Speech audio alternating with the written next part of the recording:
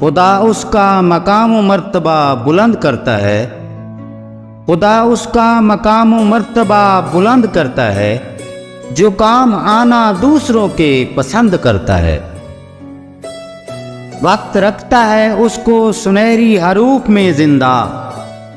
वक्त रखता है उसको सुनहरी हरूफ में जिंदा जो अपने आप को वक्त का पाबंद करता है। जब से सुनी है आबाओ अजदाद की सरगजिश, जब से सुनी है आबाओ अजदाद की सरगजिश, फिर इतना क्यों आखिर जवानी पे घुमंड करता है।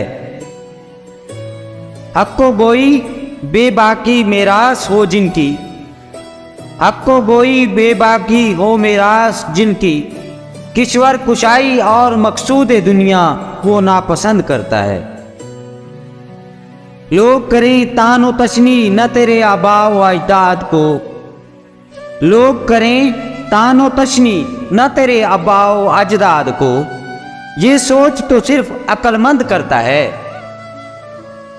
तकब्बर व गरूर को जो पसंद करता है, तकब्बर व गरूर को जो पसंद करता है, खुदा ऐसे आदमी को नापसंद करता है। जो अपने इखलास हुस्ना से दुश्मन को बना ले दोस्त जावेद, जो अपने इखलास हुस्ना से दुश्मन को बना ले दोस्त जावेद, ऐसे काम तो सिर्फ अमन पसंद करता है। खुदा उसका मकाम व मर्तबा बुलंद करता है जो काम आना दूसरों के पसंद करता है।